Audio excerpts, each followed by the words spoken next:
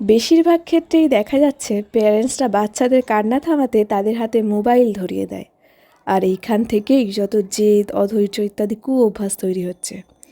বর্তমান যুগে এমন প্যারেন্টসের সংখ্যা খুব কম আছে যারা সন্তানদের শুরু থেকেই বই পড়ার প্রতি এনকারেজ করে। বই পড়ার অভ্যাস ছোটবেলা থেকেই গড়ে তোলা অত্যন্ত জরুরি। বই পড়লে কল্পনা শক্তি বাড়ে, ভাষার ওপর দখল তৈরি হয়, বাচ্চার মূল্যবোধ বাড়ে। কিন্তু আজকের দিনের বাচ্চারা বই প্রায় পড়তেই চায় না।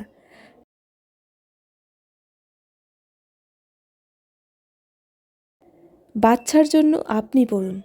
বাচ্চারা অনুকরণ প্রিয় হয়, বিশেষ করে বাবা মাকে তারা যা করতে দেখে সেটাই তারা বেশি করে করে। তাই আগে আপনি বই পড়া শুরু করুন। আপনাকে বই পড়তে দেখেই আপনার সন্তানের বই পড়ার উৎসাহ আসবে। ভালো রিডার্সদের একটা বিশেষ ব্যাপার হলো তার প্যারেন্টসরাও ভালো রিডার্স ছিলেন। যতদিন পর্যন্ত বাচ্চা নিজে না পড়া শিখছে, আপনি পড়ে পড়ে তাকে শোনান। সে হতে পারে গল্পের বই, হতে পারে ইসলামিক বই, হতে পারে মোটিভেশনাল বুক।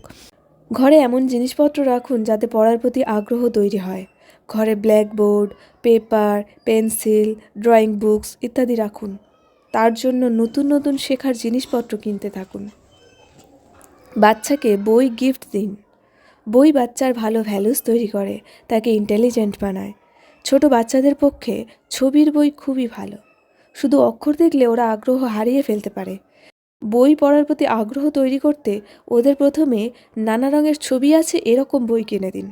এগুলো ওরা সহজে পড়তেও পারবে আর মজাও পাবে, আর বই পড়ার প্রতি আগ্রহও তৈরি হবে।